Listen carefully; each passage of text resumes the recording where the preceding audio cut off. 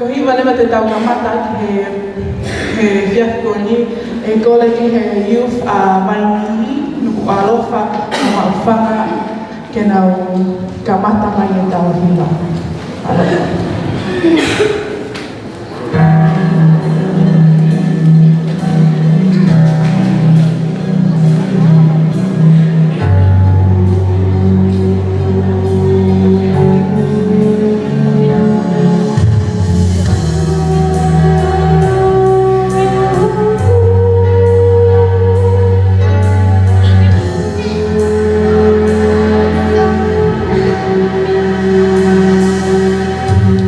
Focus.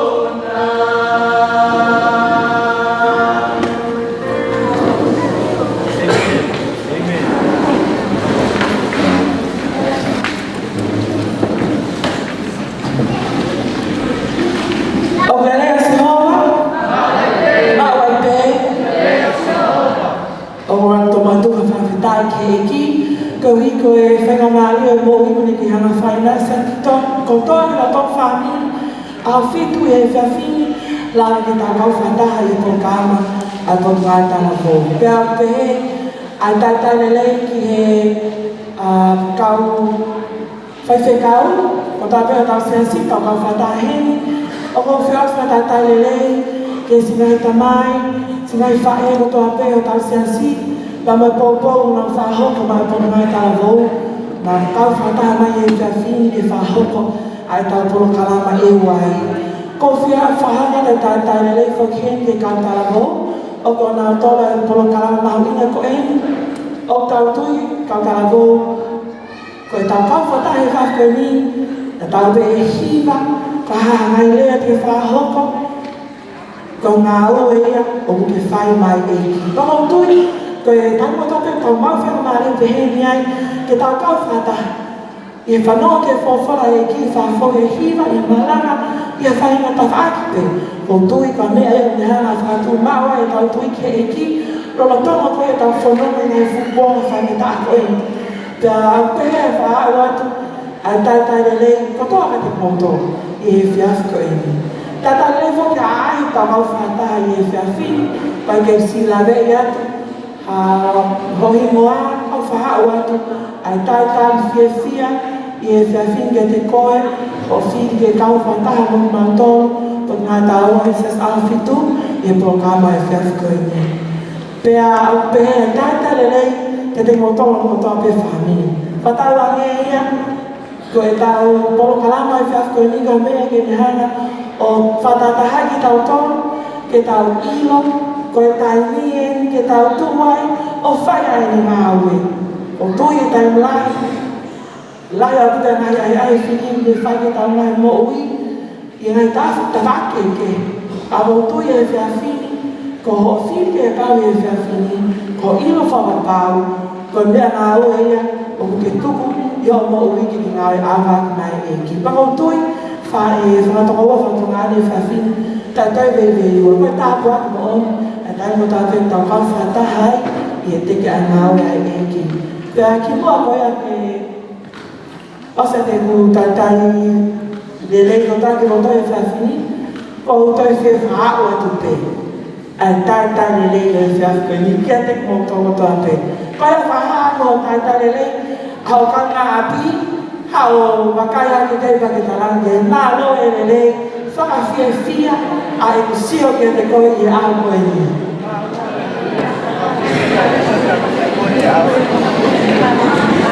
Mahaloa.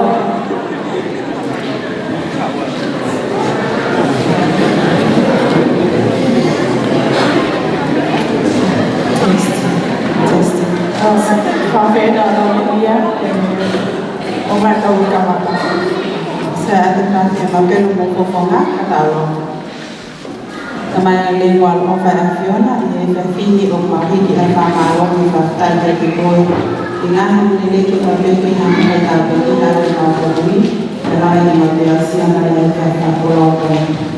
Tamaya le ki whini, i whine maurea ko roho ko kai mānama ma kahi o rona a taha, ai masina o mawutu i ma whamata a ia, a honga hira ma o toke me ofa o me tala e a nga whai na mawuru.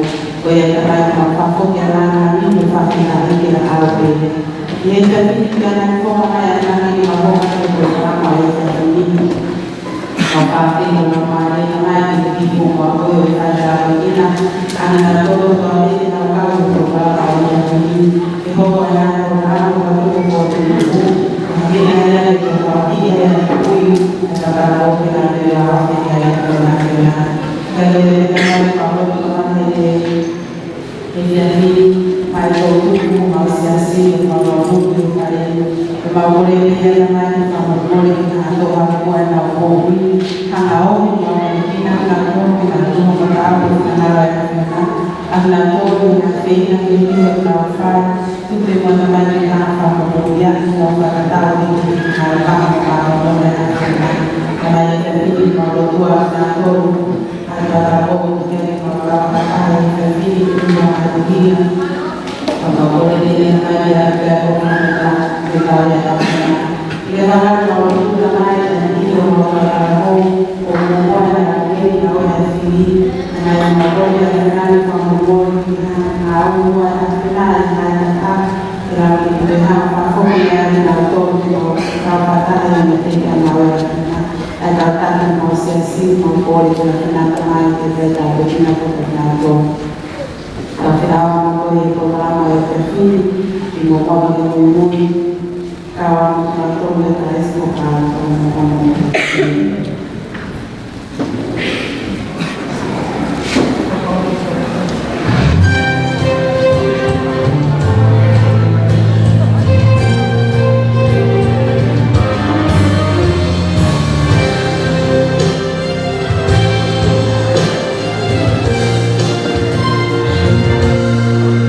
Bartimaeus was sitting by the roadside begging. His hands were extended in need.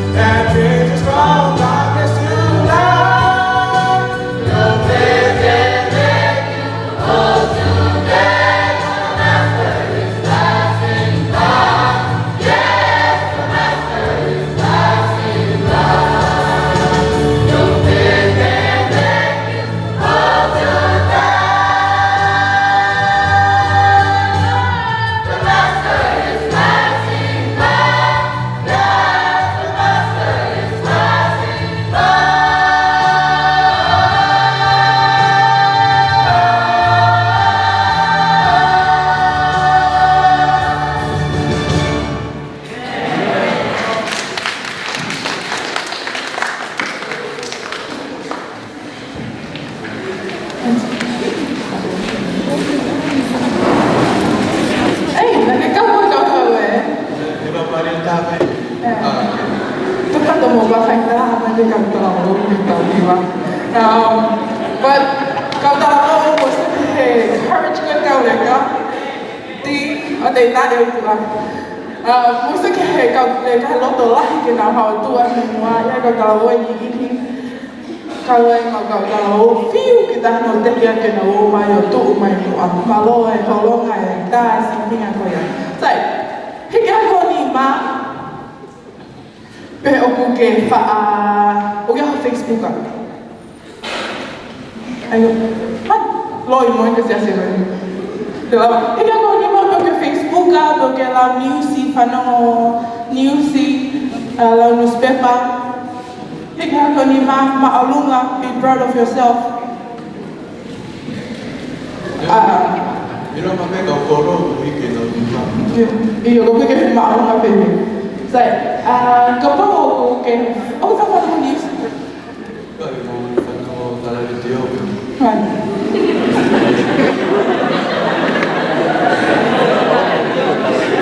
Ayah Facebook kan ini kau ngam saya ya. Okay, say, Mia pa mamahi tau gosi na tau hau kemi pea na hau tau tama mapuloka pea ne ega ngeloni. Mapa kataki. Ne kau kan buka ya mana bisa skendo. Mapa kataki ko happy seti ai toko lantaha aga mo aki ko ai fai toko na tabu o bet media ke ho fahai. Nah, dalam apa? Oh, ini si orang yang biasa di kausas afitu. Pea, kalau itu kau yang dah, pea ini kemana tu kemi? Nah, mau yang lawan pe, oh afitu ye, mahin pe 0%, oh afitu, kau yang tahu itu mana tahu ya. So, kau ni aku ini kalau orang sih kau kemi, nah tamai lonia, Dr. Ronos tu. Aku ipeseti koni agama aku fai tok mana dabu tak makluma aku dah afitu ya mani ulunau mo ni so kau tak mau tahu ilo ipe koi pa angalah ya tu ai fai tok mana dabu kau mau ilo koi fili kau tege fai aku ni koi ya tege mak aku kahau so kau mau fili lele pau bagi dia pak lutu ai kahau lele. Fini ko ni aku tahu very honored aku tahu kita pasti apa hoko hao waktu awareness ke drive bagai faktor guna tabung apa bagai ni hao mana omai mana osibel tahu fana apa gay kayak kita go I see tak ada I see tengok beli Okay, Devita, tak kami amai malam.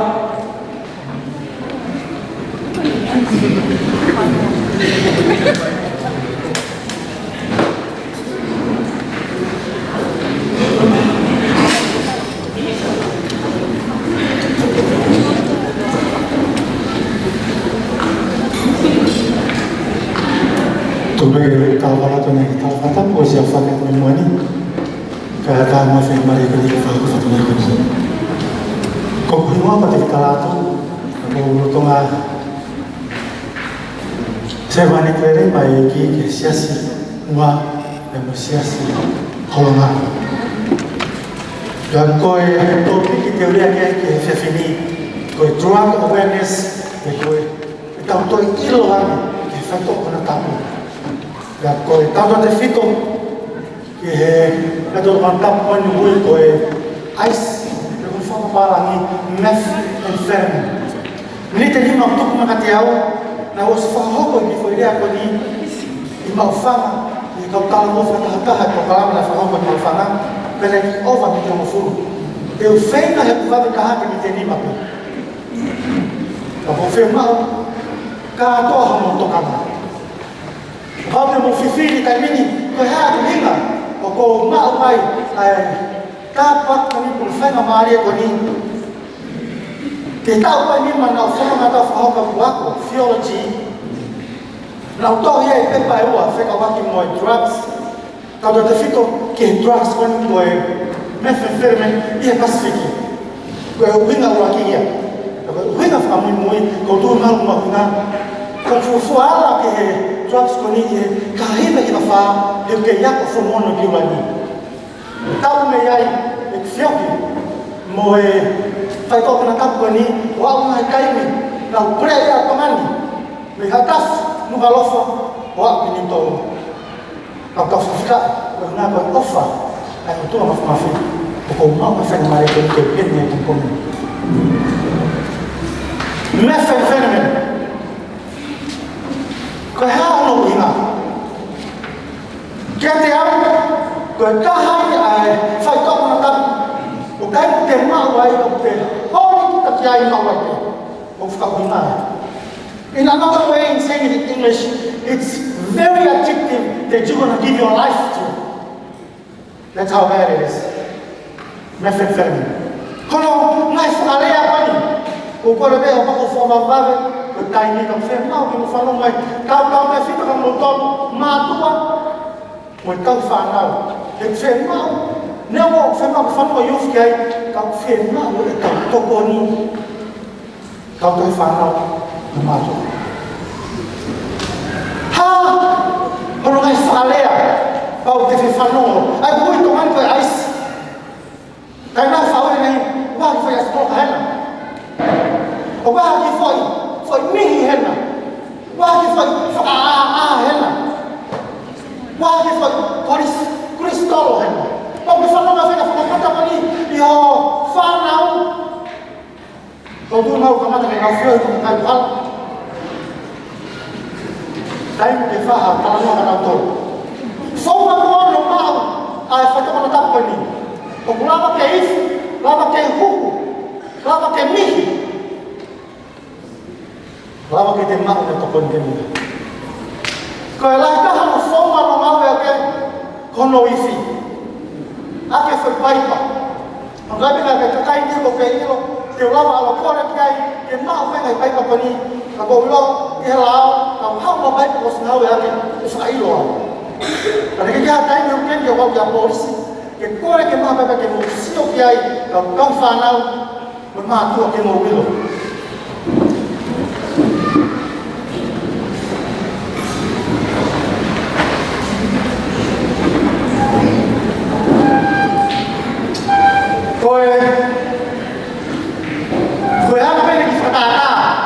foto ngadu, lama kita awak aspek kalau masih itu lama kita tu ikan, kau siapa yang diusi, pas dia. Kalau kita siapa mau ambil, fanau nak pergi hati, mau kita, orang ini bilang pergi holo, berapa orang tu kita fanau, kita follow pada tolong mau kita, mahal kah ini bilang, kalau kau pergi, kita sangat kau ini, kau ini dia. Kalau kita ini kita mahal kita mau kita punya asing internet ini hanya kita destroy. Malah kita laupos. Biar orang mehe, kihe. Kalau ada kita pakai nama wifi,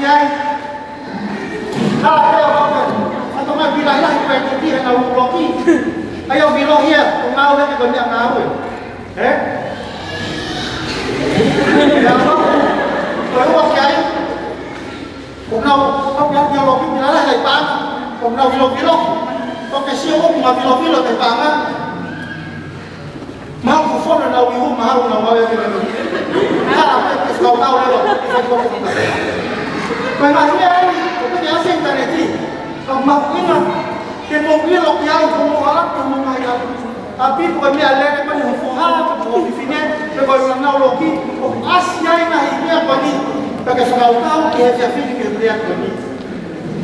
Matua, terfana, si mau itu, pemukul ni mai kita mas anda. Itu lelai yang, ay mau itu tahu kata apa? Tahu apa kain esok mai saya kata ni, iho.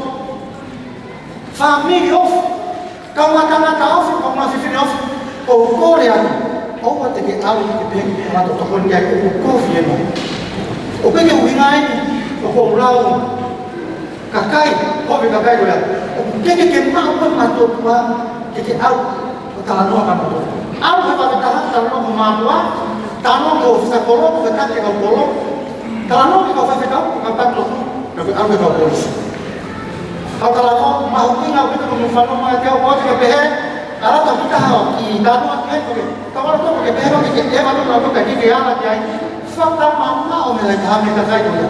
Mereka hingar, again, to discriminate because they are bad, because mungkin dia motor dia mau orang motor tu hanya bermanfaat, dia seorang kau dia yang motor, dia mau berapa dia motor tu. Dia kata apa? Kau mau itu apa? Mau reporting, dia mau bermanfaat. Kau faham apa? Kau mampu tu ayu nak tu, kau tak lalu, perfect kau, dengan polis. Kau mungkin nak fine aku yang tahu, ikat kayu.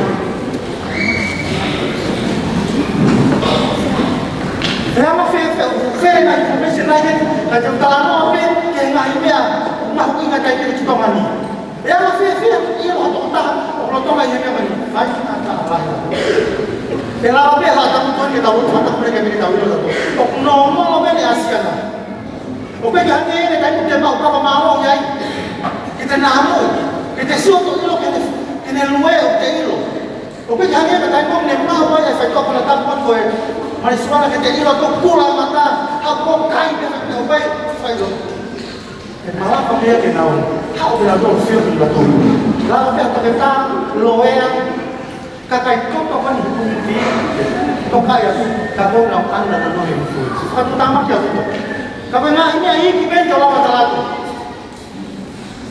apa yang sama mata semua orang pakai ini sino how mungkin kilo jauh mufru datang ke kilo fitness kalau mahal juice tu dah kau ni ada tu ya juice kau ni halal ya kau ya mau fitness tak Kalau sudah mau falau, okuat malu. Aku memang ini dengan orang orang yang mau ya. Kalau kau lelaki aja. Dia bagi satu kali ini dia pak. Kita faham satu kali apa ni ahok. Pas kita faham ya, kita tu kita mau. Kita ada pas kita tu. Mak kita nomor buat, lalu ahok kita. Ini ialah itu. Belum kamu. Dikai ke fit kaya, ada bukan naik policy noy. Toyong mana kita ada masuk. Pada kita fatah mata kita fatah mai, kita mahen nilai kita fatah kita fatah kita. Kita kita ada masuk. Cuma kisah kita halal mana influence survive. Buat yang kamu mudah aku. Kau hati nak tahu kita tak boleh nak kau ini dia nak tahu ini. Fadada, apa hal tak tahu kena lepas dia mau efek kita pun boleh marisuan. Dia kaya sih kalau pengen mau efek kita pun, apa Rusia? Mahal kau ya? Kita ni fakah hok ke fatong ni apa? Atau apa orang memang efek kita pun boleh IC bahau. Kau nak kau ani IC kaya betul. Dia kaya sih kalau boleh. Osman ini IC, Osman kalau boleh tentang kaya sih kalau boleh. Ufang-ufang masuk ke dalam kemudian. Kau ingat pelarian atau kayu criminal activities time ini itu ngadi. Kita tahu betul lah yang buat kau malah nak. Kalau wasik kau lah, wasik kau lah. Kau tak makan yang itu tua. Mesok punya, kalau nasib kau pun nak makan kau. Amin. Kalau mau kau makan kau kaya, kalau fok nak buka kau makan dia. Ia kau ini je. Kau bilang kau yang time ini.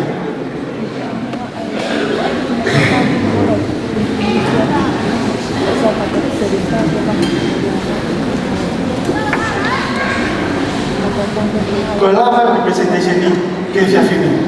Eu faço aqui dia apa ni? Eu faço mana tu tak motor. Kau nak defend ke kau tahu fanau. Matua. Ke motor kau ni mai ke kau fata. Lalu ada defend kau fanga, kau fanui. Dia weekend ke prison ni kalau dan faham ada tu faham. Kau siapa sih? Kukulotonga. Ya, kok bisa ngani tolo. Tapi na tolo to ta to owa, i tori kali miai. Toki pai na hopo i kaha. Kawa hafi tueni. Pero kita kan kaya hafi tueni na consume. Ko kakai ni na lau urei, ko fetu ko. Ai fai to ko na tapo ni ai si tongani. Tapi kau kiai. Maka ko tolo. Ko kakai sia si tupo ya hafi. Elah ya na ko mahini. Mahin mohon, mau tahu fana wafi tu. Kalau tolong tenau lak siapa ini ya.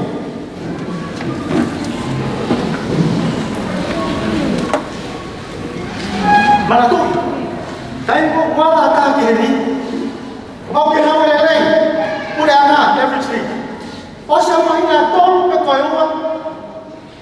Holo sino, more hota. Orang orang berpengaruh.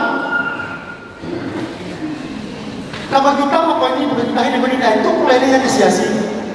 Family lelai, kaya apa yang historia ya? Kaya apa yang umana di family ini?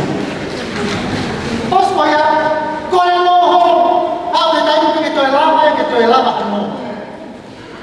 Ya apa yang kita ayo, kalau memang ini, apa itu os kata kita mau ini. How yang family, kon, asyik ini juga apa? Poli, asyik itu apa? Dapat tahu? Os sevar, aku os kata apa? Macam kata gue, os tu sih. Apa yang tahu? Kau yang tahu? Kamu ini siapa?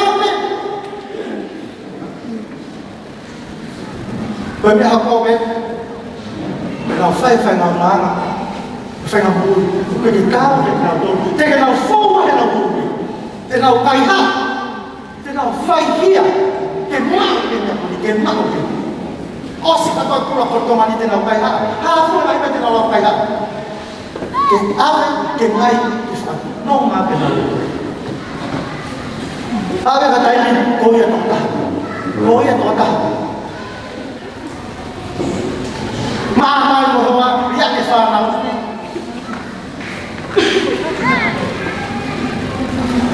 Osia kata ya ini mau sekarang noa.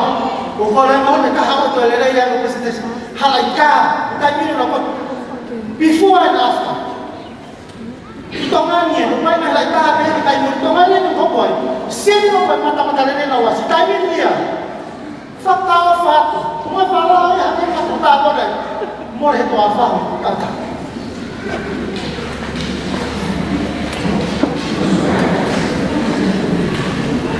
Kaya asolo pakai papare makoni. Kau kipeka. Lagi tu ya, asolo pakai kipeka. Mungkin kalau ada fakta tu mesti. Kau falah kakak tu kiasoma. Tu kata foto kita fakti.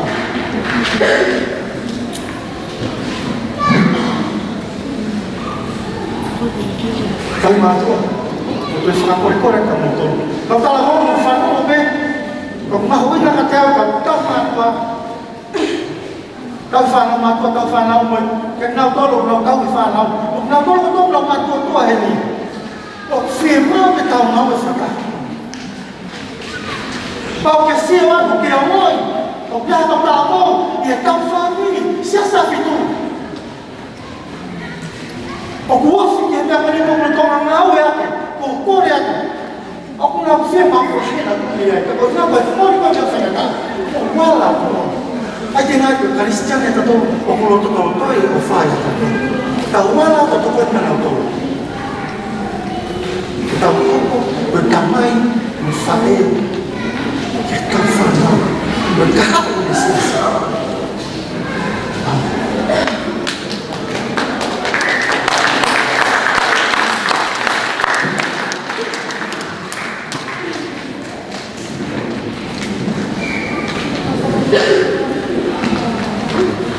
Whakamolo rati ka te ukaratu i wahe whaka goia e kai ngā roto awhawhitu ka tāwo awhawhitu ka awhu le mai ahoa nie he unga e ihi aisi hangi go lawati ka osilo katoa pe ai consequences ai see moe Whanau o pekele tio, ko ne ave ia tau whanau ki ai ave holo e ai si, mo e ngahi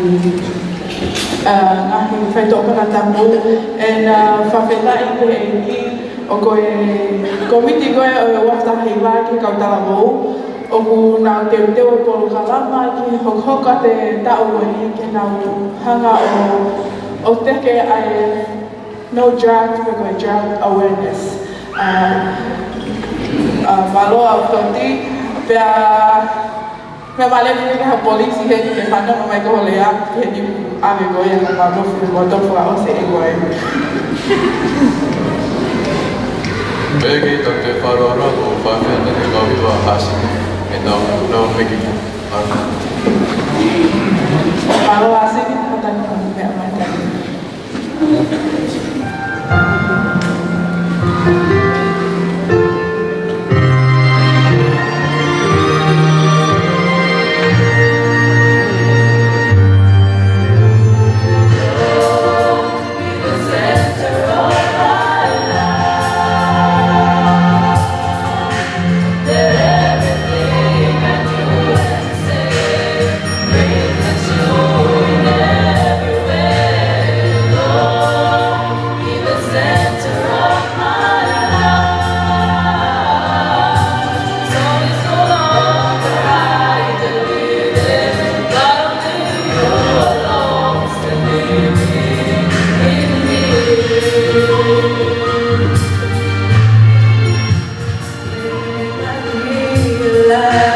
It's just going right that I know this is because I need you in my life. Though I know I'm saying every day and night, I need to spend my time with you, Lord, to live to be the center of my life.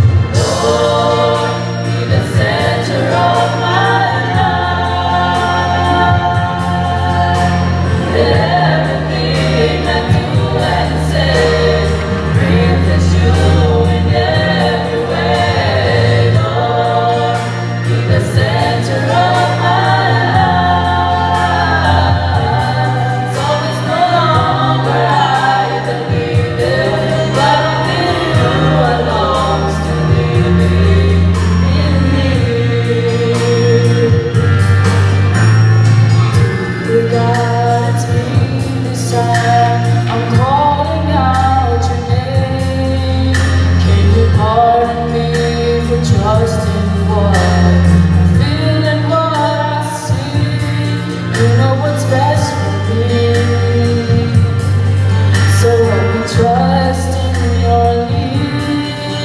If you steady faith, there's my humble plea. Lord, be the center of my life. That everything I do and say reflects you in every way. Lord, be the center of my life.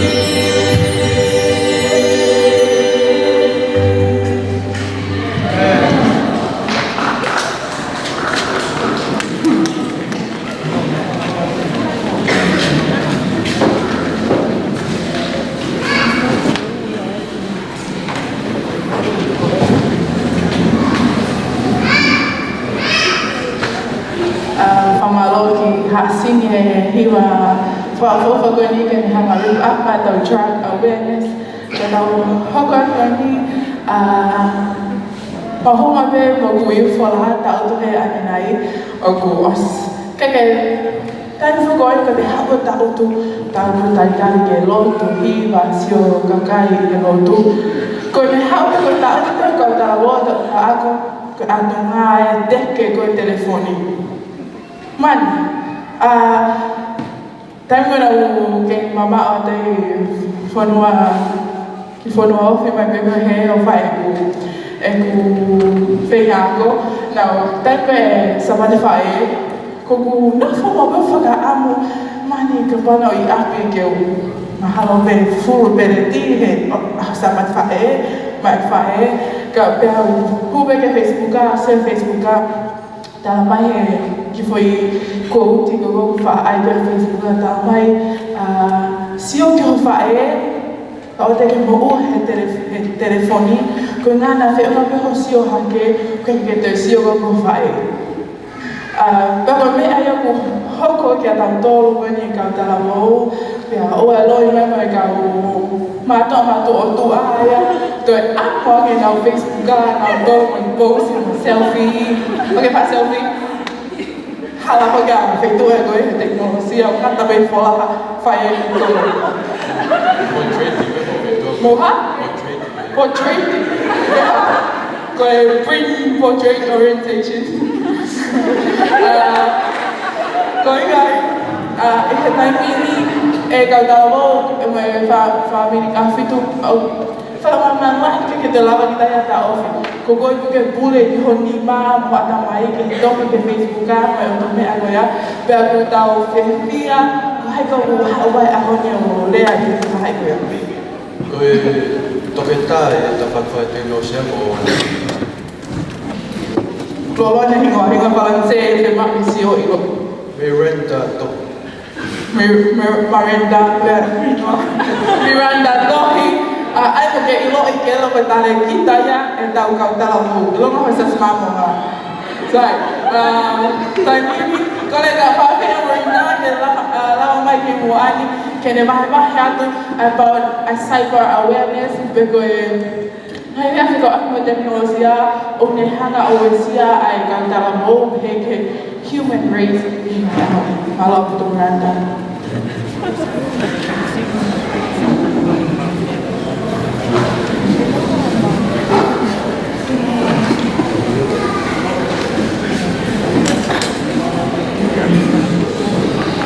Kori ke ufanga na tala patak ke kote u paket penuruan ai ata mai moto atuani ke whakahoko e whatongia o kongai ki tai he whiawhiri e kau tāwo whakataha na konua tonga tapu e a o tomo a koe whakamore atu o tui ka pau te tau a whakatuku e me whakataha o osi atu e kāno kato ia e tau mua o erea e whiawhiri I hono o atu e he o MC e a honi ka po whiawhia kau whakataha ku tau tala mou ke he ki he toi ngai mātua tau whanau tau whakataha I he whiawhiri.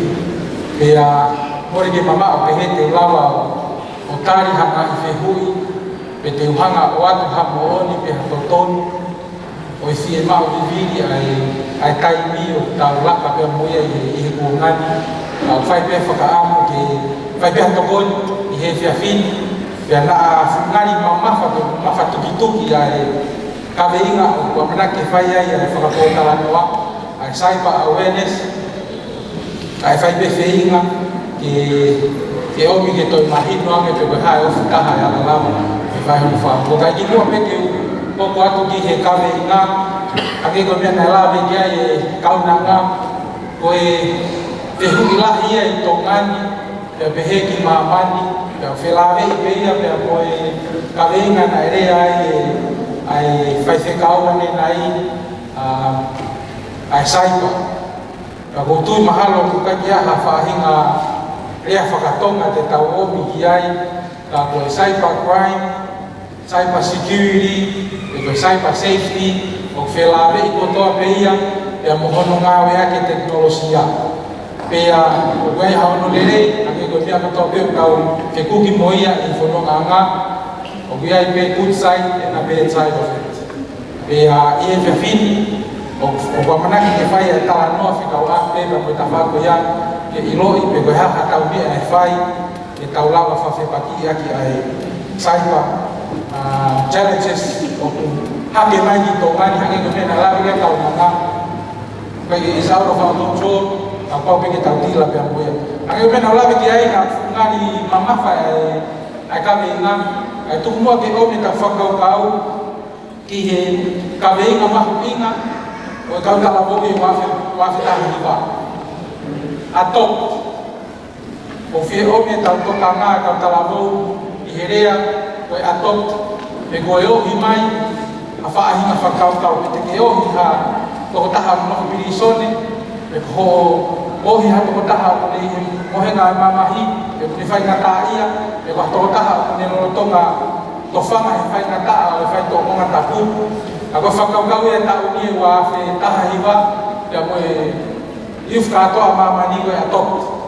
E koe mea hunu ngahi whokototu, o kukai ko haa te ohi me haki pepe, a kukau wai a te ahi ki whare mahaki, e koe te ahi ki he uak whai ngā tā ia, e koe te ahi ki pirisone, o a ahi a toko taha, o kunofo pepe hono api nofo a ngā, a kune whai ngā tā ia pe koe haa ni whie mawha whoi tui tui, o malawa ke tokonia, pe a o kusi o rewa e kautala mou, pe anga whewhe e mauhanga, o te kolori, ai challenges pe koe whai ngā tā a koe ia, o ku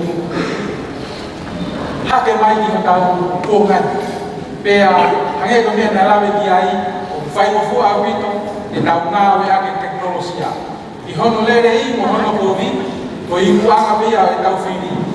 Ka hange ko mea nalawe ki ai, o si alu katoa ne si asi, le nau ngā we ake adopt, he nau ngā we ake, ai telefoni me koe computer, me koe iPad, me koe hape hawhahinga ki vai se unau ma.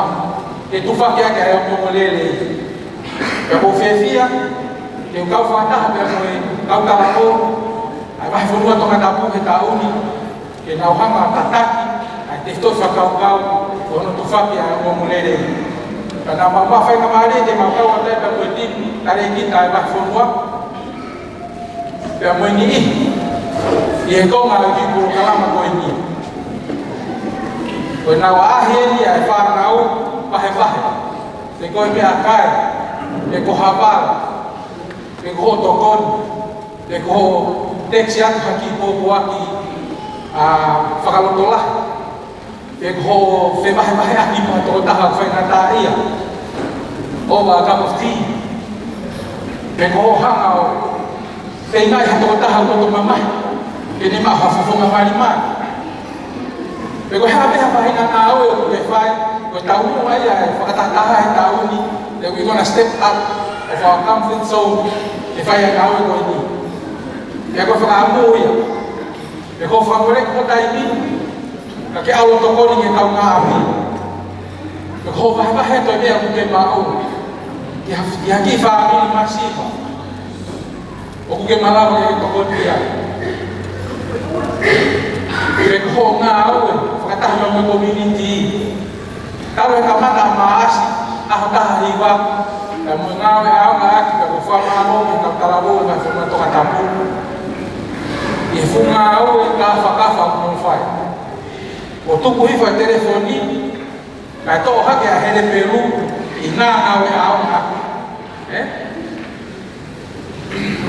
Pe koe haki taimi pe, ka ko whiawhia hake koe mena lawe ki ai. Ai whakawhiawhia ke tau sio, o tau lama tuwhaki ai o mōmorerei. Pea mo ngahi tenga nai luru he maranga ne uhui, me mōui a la maari. Kai tukua ke whoki mai ki whakaukau e whiawhini, ai cyber awareness.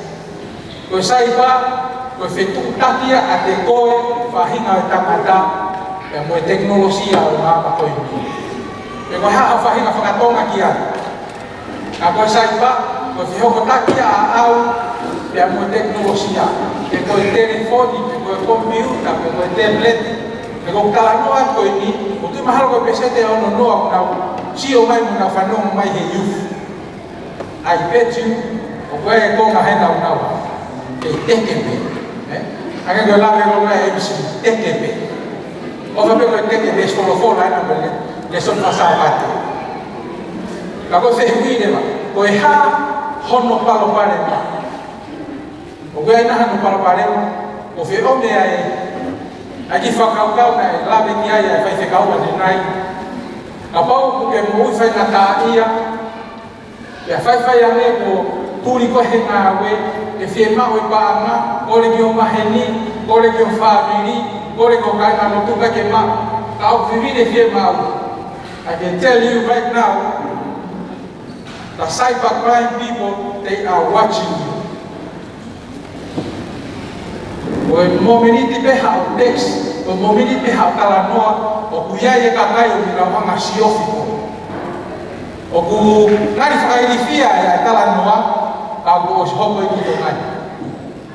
O kuiai e kakai o mina siofiko, e te nau iro me nau tō, o fie mau, me na tula ho talanoa, e te nau ngā o e aki tō.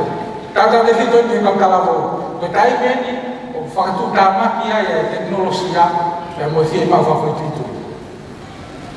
Na wilo ko tahu fie mau viviri whakai paama, koe, koe ki mire mila IC. Leave your job, you get paid triple in a day, o ngā o hita e taha.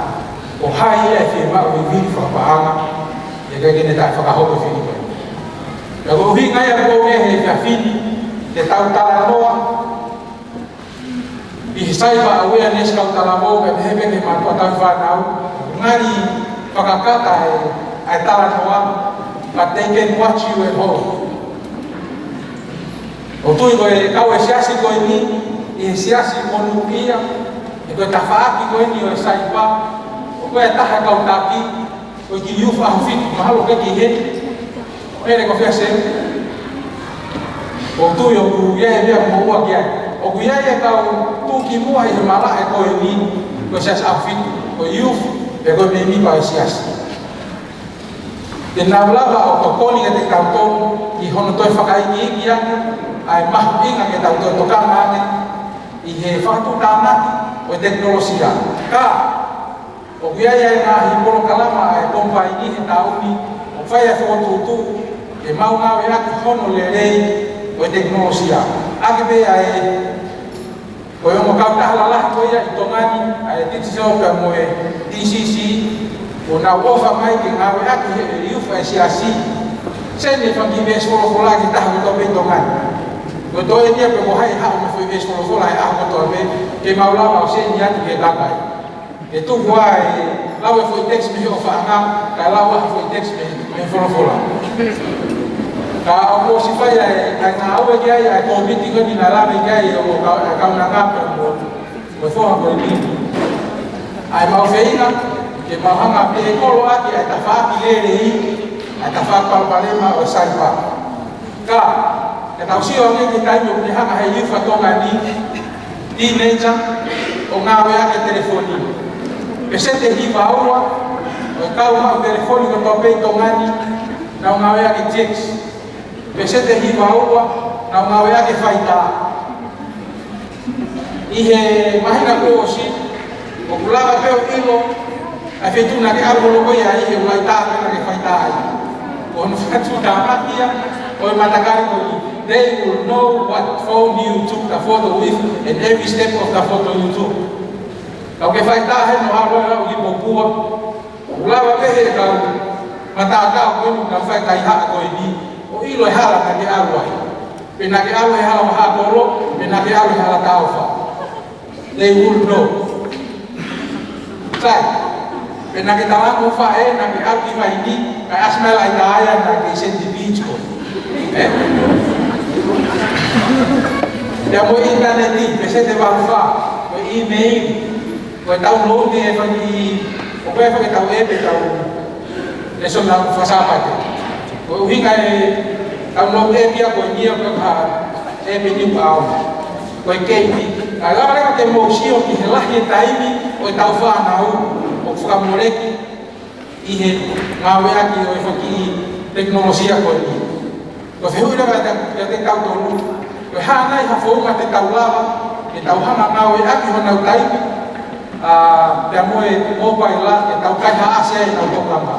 O tui ko taimi e whaawa ai, mahalo e ale whanau ia tāna kita ka whaawa i no telefoni. Ka whai rewa e whakaukau, e whakahuhu atu ha whangi ngā aue, e nau ngau e aki. Ka wilo mo kau pehono lere i, lava ke tufake ai o momo lere i, tufake ai ngahi, o momo mahui ngā e whonua. Lava ke tau wako whakataha. Noi mau ngahi whakataha koe ni, ai kompai ni, o whai mea Facebook ka. Pea o takimua mai mea, au takitala mou, i tala noahi, o e ngahi koro kalama ke whakahoko. Hono lere ia, a hono ka koe hono palparema. Hangewa ki whakataka koe ni, o atik penge vai toko na tapu, there is a 99% chance e malawa penge whakasisina koe he mobile laptop o whakawhatapu, ata i koro kalama. Lava penge taki bolo kita ia e he mobile laptop. Eka ki te rau kita alma feitu, ai alma mobile laptop. Ako hono whakataka ki, e tene lava pe o wesia e tau mou.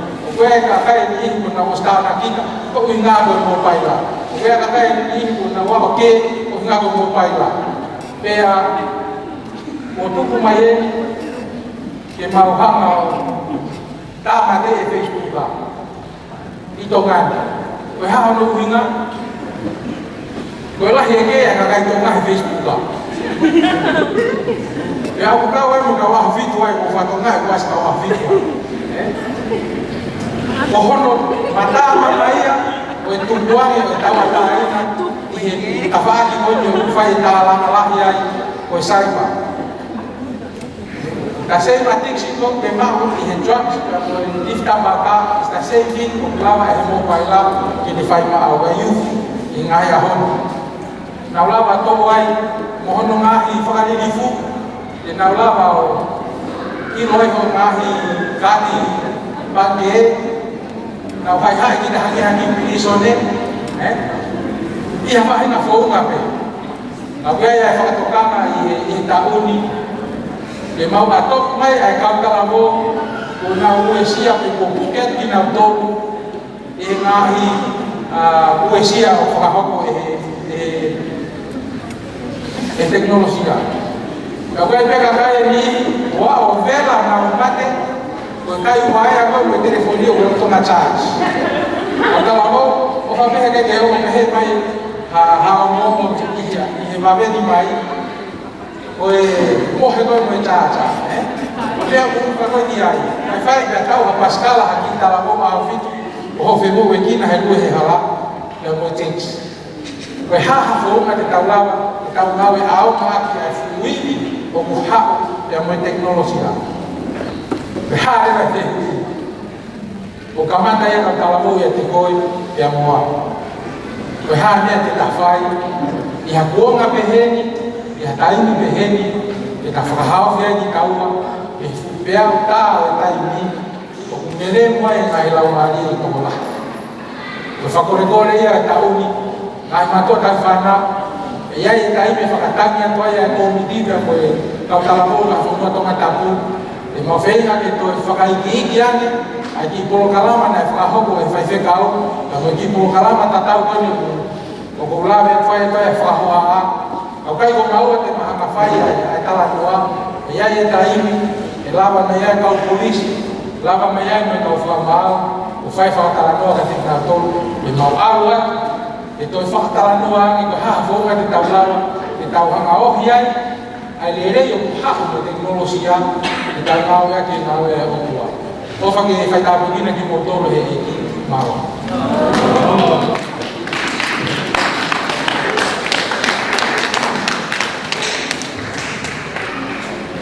Hey, we changed and everything. You, one go share I get a friend my Facebook. Oh, assim como... Ué, oh, que eu faço o body na cabeça. Cai. Eu acho que eu vou deitar e eu vou ir uma que. Ué, Mas oi, isso aqui é uma faixa que eu não vou gastar. estou falando no telefone. Quando cai eu não acho que best loi que Facebook Ngi pesi ko ni uta to re to pesi mai mai. Pertama inga ai na ulau ko hindi ige ko iro na fa pehe vai ni na best lo ige. Kalau mai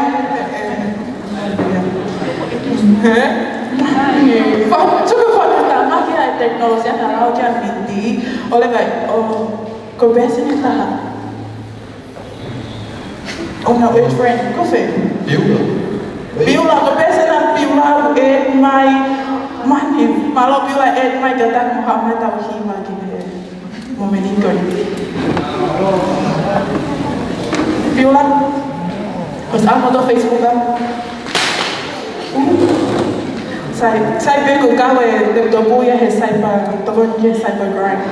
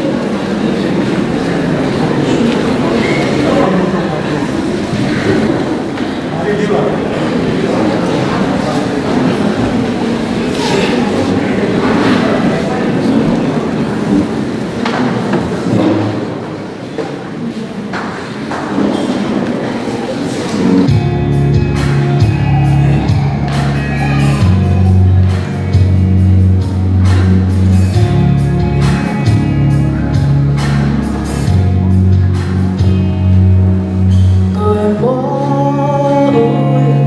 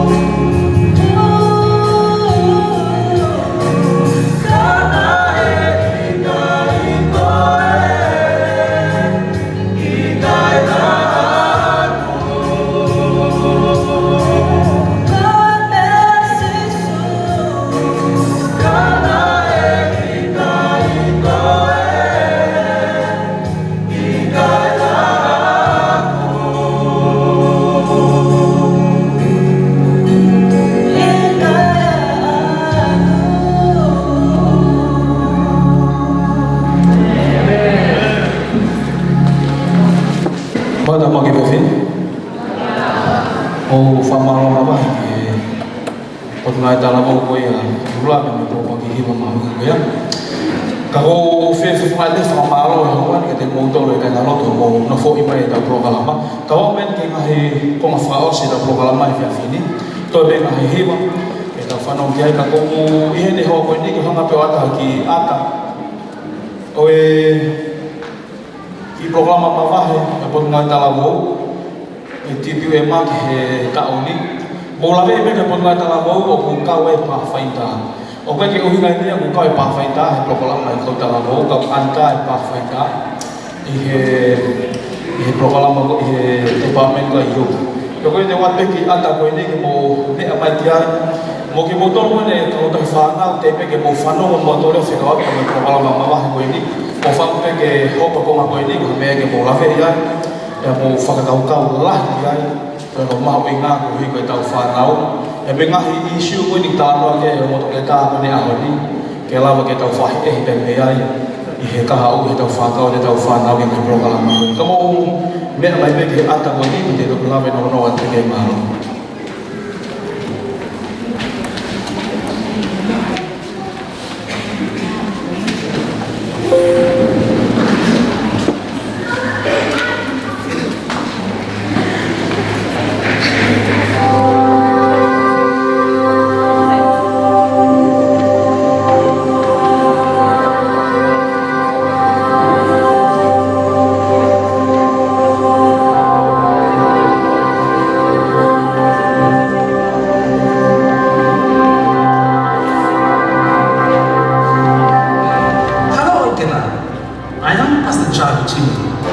the newly appointed TPUM Youth Director.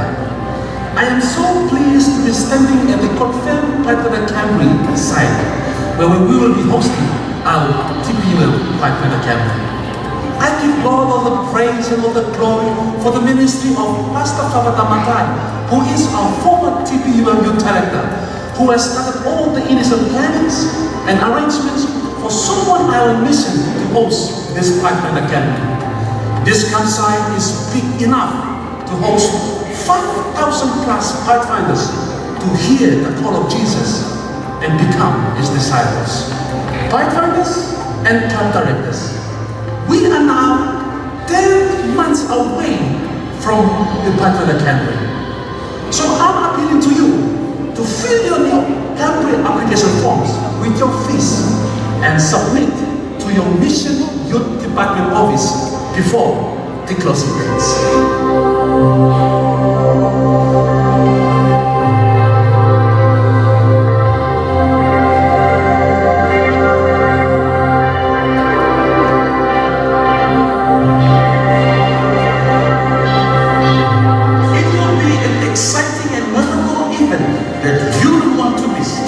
As the Solomon Island Mission Youth Director, I want to assure you that the committees are putting their very best in planning and organizing the best ever TPUM Camry in Solomon Islands.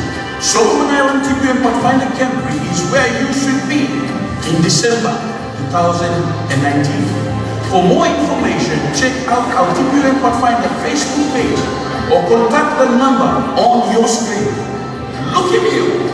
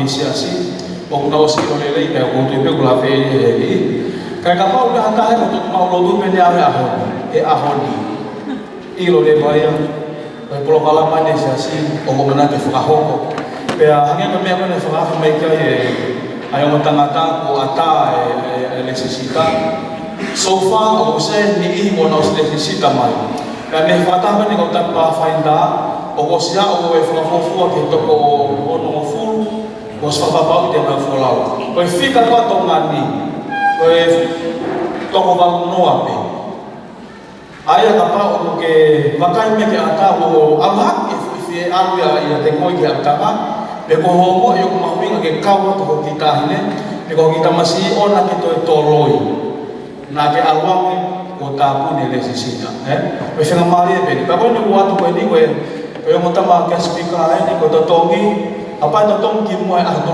a fas ko ni ko siulai pana tia to no tonga apa to tongi he tongi ta ha ko a fas ko september o ku pa tia fitu no mana tu ko tia ni manu afisi dia aku asa le fa ki ko tia fitu no tonga le fa aya tia to no tonga pe ka pa te to tongi kai tia fitu no tonga ka pa te to tong to mui ko ta ne ke speaker ko ni ata ono hingoa na ko ki lo pe de kwa fe ya ka ko to ta ma wi ka ne ko na ko youth department aya GC ko channel conference aya ko assistant youth director ni ko GC ko channel conference ono hingoa pe na ko mi hela ani pe na la ki ai ko fa ki ni tonga to ngi ma me tel to no to tong to mui tel fit no fa ke ke pangai fi ka to la ko to fika wa no ela ko ya ma ko ki fa mana to le me por na ko ne ko ta la bo ai ko ke pa fa ida ko ka me ka ne ko le ha ko he to wa ki ko ni ko hear the call to be a disciple for Jesus. Ko tu ko ya ho ni tau tala no pe he mau inga ko ni ai fa disciple le pe tau fa ma fa ye na ko na ko ta precious. Ko ta ka ha ko lo to ma he fa ka ko ni ko fe ha mai o pore e ta ko tala mo me ta ko fe ne ko fa ka ma lo la ya ko mo mai he fa fini ne fa ka ko pe te mo mai pe ka ta ko ta ka ha o ta pi ai yu ya ko inga ko ta o yu ko ta umi o fa te fito ngau e fa ai ngau te ulu ta o e po ngau la kai fe fine ne mo to kon ke ko fe fe ka to kon ke mo ka o ta ai ko na o si fa ka to na mahi ta o mo na mai fa to ya ko ta o ka ha o ko ta o ta to po ngau e ko ni ai ya ko la ve ko ki ai ka ta o ko ka pe me pa fa ita anda hiti pa me ni ko tu te ta ko la fa ki ke ko po le ke ta ho ba ka a ko nga asiso ko tu ka mo te tau fili ke tau ho ko ha ko e si ya ke tau tai mi ke ngai me ko ne ha o pa ni issue ko ko yu ka tau to e te ke fa mo ke ko te mai ta ha ke fa ye ngau e au ma e ni amen yu o wa ange pe mo fe mo ya mo fe ke me ni ka ko fa ma ro to ki ko ma pe ko la me to ai wa nga hi fa ko mo nga pe ka ko la me ka ta pe tai ni ko ke ta ki to mu ta ko mata e to ki la me pe ke ta mo ka ta ni mo fa ta ho ko mai ke na do update de mo mai sia si ta de fu ke ko fa fi ga to ki fa ka te ki na do o ga nga programa me nga hi initiative de TPU ma how that me division e nga hi liu de me nga programa fo ku me ke po nga ko ni ka ta la mo e to update te mo ka ta ti e mo ka fa fi ga ke te mo to ai te nga ta nga to ko no fa do fa da nga ke fa da pe ke na ki mo to ka pa na te ke fa ka ke ap ta ma fa ka le ke ha ma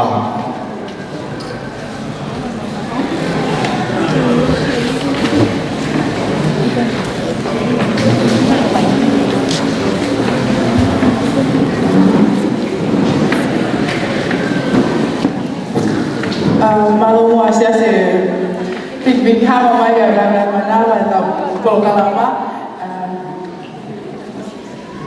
Ito mo pa tayo ito programa ko. Bakit pwede daw iba pagbuwa ke daw may daw parang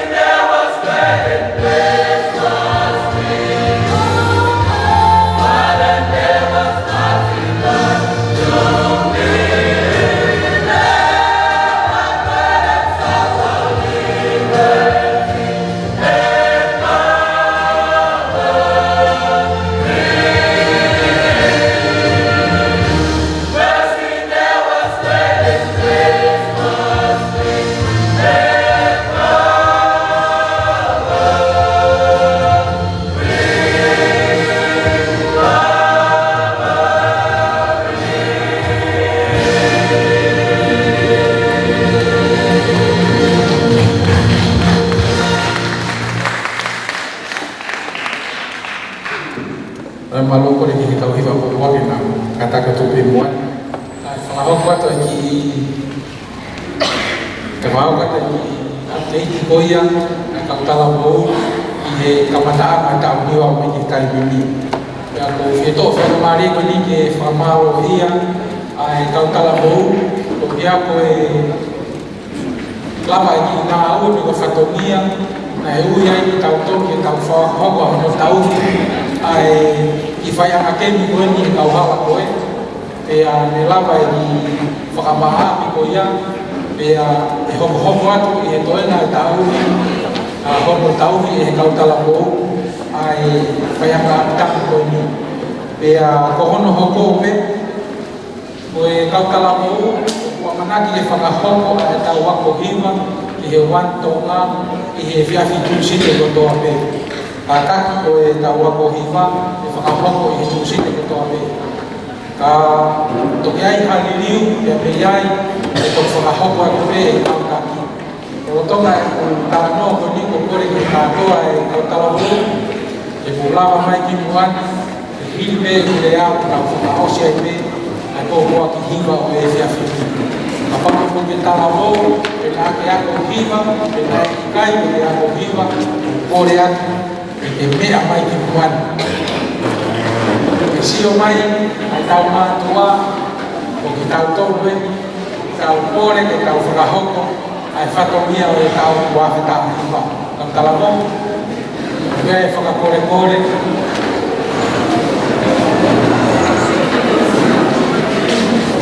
sai koe katakpe mātua kai whanau o e whatomia o kuia e ki tau tolu ke koe kau talamo ki tau whawhaka e sasa whitu o wantonga whakahoko i he awhitu koe a siulai o uri hifo o e awhitu o siulai o e tahoni e a o whakaha mai e a whio ai a e a whiwhio tamatui a mo tamakoini e a o wakanaki ke whakahoko e tau whanau o tau whatomia i e awhitu koe a siulai e a ka hiri me ia o tamata ama ia e polo kalama revival e siasi no ku alofa o na kautala mo e a ko kau kotoa ki ai ai kautala mo e vai fuka tonga tapu e a ka pau ku hena to taha ko ni hanga fotu tu ai polo kalama hino o revival no ku alofa we are here you can call us any day any night you know ka hopa hino they are willing to do that i he whiawhini, ko ngata angai ai ki programa o whakahoko i whiwhini e moe palani ma me whotutu ai kautalamu ai mahenga tonga tapu ki whaiwana maari o e tapu ni e kolotu e me whaka e hoko e nau whaiwhatongia o hami e te tau whiwhi ai na koe mea te ku e whiwhi ai ala o kai o whalai taha te o whalai te moto ka te tuanga e whainga maari e koe ni o mai kautalamu me na o mai tau kukua ki wa whakawasi malo.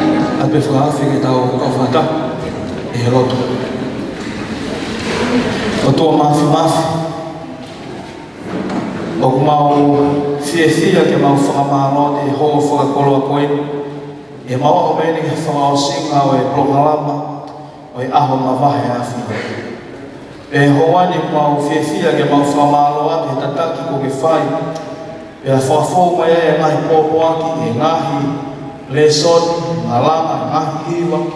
O mai programa mamahe hoa e fiafi ko ini. Le mau whakawheta e te eiti. Ko hi koe lawa ke mau wakai ki he kautala mōbe mo kau whine mui e siasi. o kuna no fo I mai e prongala ma ke te ko ke na to le hoa pene ta mai ma fafita ya te ma ilo pe ngai aha ko ni ko ko e ngai aha ko fa tu tu ta ma la yo no nga pore kai tau tau te fito ke vai hala ta la mo be me fine mui ta ma fafita ya pe hange ko same o ko ma o hi vai e kuna ke fia ko ni ke bebe ta mai e ma o ki ma to pe te ma so ko ka ta kau hakau ki sai pare ke mau hanga whaaro ta ho po aki e wawe ki whoki mai ka wikina mai e mau poto ngawe ho koe ni e mo e ngahi ngawe o lawa whakakato mai ka mataanga e tau au me ki ahoi e tau tau te whito e ke mau rautu ko e ke ngahi whotutu e kau ofisa e me kau whaiwhekau e mo ki nau tono o tape ngahi kupu whekau aki ke toi ngai pangolama e tau koe ni hui ko no te ui e mo ui e whanau hui ko ngawe tā pekina mai eiki a ngai palani mo ngahi whotutu ko toa pe e mau ilo ka pahe kai te ke kāu mai eiki e kai ke mau i kuri ki whatongia tā pekina mai e si kau tohi whanau o mau kau whatahe whiawhi e nau whia whamole ka nau taimi ke nau no fwoi mai e pangolama e hoa koe e whahana po ko he ko mau whanau I whiawhi whai tā pekina ki nau tō e mau lotu mama ki hiko e tatai ki Palestini o kune I he e he ki toina kau whaiwhika e me kau kanilo mau lotu mama ki nau tō e ngāo e o whatutuki Yosias mau lotu tamaki ki kamakina e ho eki kau maa e koe ma e kau take e whonua e nahi isu ko kau e mau whikawa e kune e ahoni e ta whaake e o tuki o ukore e ki tāmakina na Mālo ko pe whai e me nana tataki e waka mai wala ko mari e ke whahau whia e whanau e ngahi pia tāla mahi ma whiri o hake mai e mai ahoi o mai mōre a pāta mai a ngahi tōna no a mau whamara o tari e mātai o ka kau te pua o